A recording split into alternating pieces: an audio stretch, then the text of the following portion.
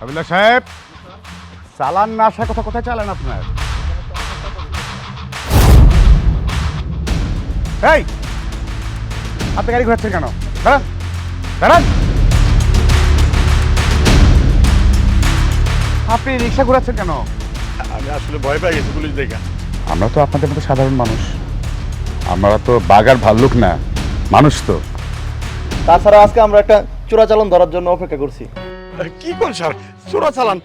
আমি এসব জানি না স্যার, আমি চাই। আরে দাঁড়ান না, দাঁড়ান দাঁড়ান দাঁড়ান দাঁড়ান দাঁড়ান দাঁড়ান। ভয় পাওয়ার কিছু নেই। আসলে এই রোডে সরকারি রাষ্ট্রীয় নিয়মে সবাইকে সার্চ করার নিয়ম আমাদের আছে, তো আমরা একটু আপনাকে সার্চ করব।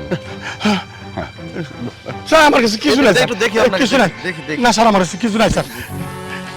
এটা কি? স্যার এটা নিন না স্যার, এটা নিন না। এটা কি? এটা কি জিনিসটা কি?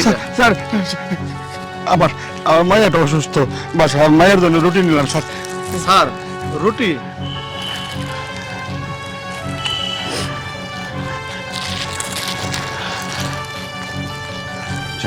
জি স্যার। স্যার চলুন আমরা একটু সামনের দিকে যাই। আসলে হাবিলদার সাহেব নিরীহ মানুষ।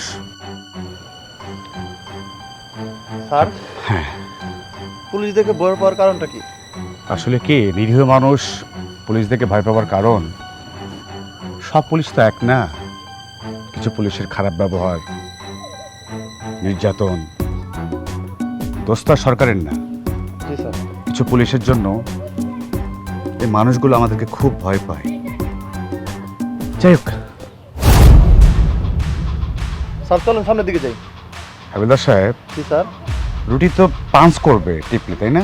জি স্যার, তাই তো রুটিটা। কিন্তু আমার কাছে তো পাঁচ মনে হলো না। এই কাকা,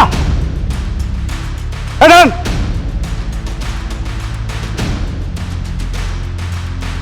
বাবা আবার কি?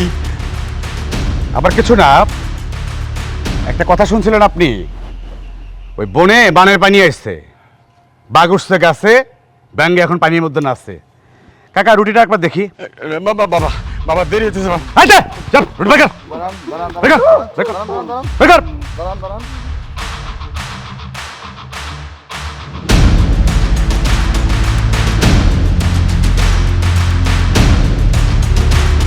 বাহ বাহ বাহ বাহ, বাবার খাওয়া বাচ্চার জন্য, তাই না? এটা কার আশীর্বাদ? স্যার বিশ্বাস করেন স্যার, এই রুটির ভিতরে এগুলো করতে হলে আমি জানি না স্যার। আপনি সত্যি করে বলুন, এটা কোথায় নিয়ে যাচ্ছিলেন এবং কোন জায়গা থেকে আনলেন? বললাম তো স্যার। কাকা সামনে আসেন, এদিকে দাঁড়ান। কারণ এদিকে ফাঁকা জায়গা তো দৌড় দিতে পারেন আপনি। তো সাইজটা দিলে কিন্তু সত্য কথা বলবেন। স্যার, এখনো সময় আছে। এটা ডিলার কে? হ্যাঁ আমি জানি না, আমি জানি না স্যার। জানেন না? জানেন না, জানেন না, জানেন না। কইতেছি বাবা, কইতেছি কইতেছি, একটা পোলা একটা মাইয়া।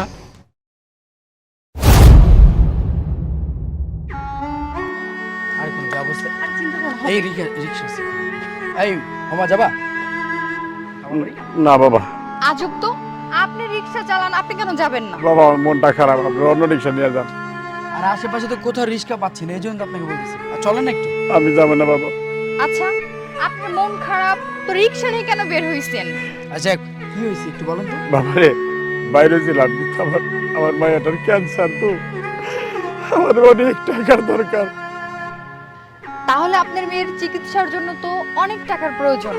আমরা আপনাকে একটা কাজ দিব, যদি করতে পারেন তাহলে অনেক টাকা পাবেন। আমি করতে রাজি, করতে রাজি। আপনার রিক্সা চালার কয় টাকা পান? এই এই তো, বেশি পরিশ্রমের কিছু না, সামান্য এই রুটিটা যদি আপনি খামার বাড়ি পৌঁছে দেন তাহলে আমরা আপনাকে অনেক টাকা দিব, 500 টাকা দিব। 500 টাকা? এই সামান্য রুটি পৌঁছা দিলে 500 দিবেন? আর এতে তো আপনাদের কষ্ট হবে না, সামান্য রুটি, আমরা তো যাচ্ছি না। না না বাবা, সামান্য রুটি পৌঁছা দিলে 500 টাকা দিবেন? আরে তাতে তো আপনার কষ্ট হচ্ছে না, আমরা তো যাচ্ছি না। আপনার রুটি দিব, একটা নাম্বার দিও, আপনার কাছ থেকে নিয়ে না না বাবা, বলতে হবে রুটির ভিতরে কি আছে। এত কিছু জানার দরকার কি আপনার, বলেন তো? না আমি নিতে পারবো না। আরে আপনার মেয়ে অসুস্থ, ওষুধ লাগবে। ঠিক আছে, 500 না, আমরা আপনাকে 5000 টাকা দিব। এবার তো রাজি হন? হ্যাঁ 5000 টাকা দিবা? না কিন্তু ভিতরে কি আছে? ঠিক আছে বলছি, এটার ভিতরে ড্রাগস আছে। ওরে বাবা, আল্লাহ মাফ করুক, আমার দ্বারা এই কাম হইব না। এটা দেশদ্রোহী কাম, দেশদ্রোহী কাম, আমি পারব না। আমরা দেখছি। শুনেন, আপনার কিন্তু বুঝতে হবে আপনার মেয়ে অসুস্থ, টাকার প্রয়োজন। আপনি একদিন ইনকাম করে কয় টাকা পান? 5,000 টাকা। চিন্তা করে দেখেন। আচ্ছা সমস্যা নাই, আপনাকে 10,000 টাকা দিব, হ্যাঁ। তারপর তো রাজি হবেন। আর ধরেন, এত ভাবার কি আছে? ঠিক আছে, ঠিক আছে। আর একটা কথা শুনেন, এইখানে না, ভিতরে না না, ভিতরে রাস্তা পুলিশ চেক করে, আমি এখানে রাখো। বুদ্ধি আছে তো ভালোই। শোনেন, আপনি যদি আমাদের সাথে রেগুলার কাজ করেন, তাহলে আপনার মেয়ের চিকিৎসার ব্যবস্থা আমরা করব। আজকে এই কাজটা করেন, যান তাহলে। এই শুনুন শুনুন শুনুন, আরে যাবেন কিভাবে? শোনেন, একটা লোক টি শার্ট পরা, 3/4 প্যান্ট, ওই লোকটা আপনার কাছে আসবে, আপনি দিয়ে দিবেন। আর ওইখানে যে লোকটা নেবে সে আপনাকে টাকাটা দিয়ে দিবে। আচ্ছা, ঠিক আছে।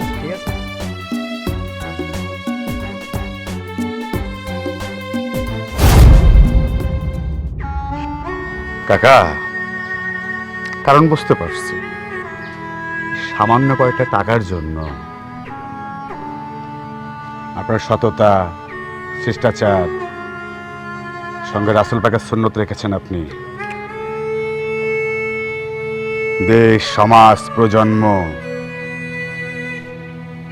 এগুলোকে নষ্ট করার জন্য ফোন দিয়ে রেখেছেন সামান্য কয়েকটা টাকার জন্য। আপনার সন্তানদেরকে মানুষ করার জন্য আপনি অন্যের সন্তানদের ক্ষতি করার চেষ্টা করছেন। বাবা, কোনো উপায় ছিল না বাবা। আমার আমার মাইয়াটা ক্যান্সার রোগী, ওরে বাঁচানোর জন্য অনেক টাকার দরকার। ওরে বাঁচানোর জন্য অনেকের দ্বারা দ্বারা গেলাম, সবার কাছে হাত পাতলাম, কেউ আমার দিল না বাবা।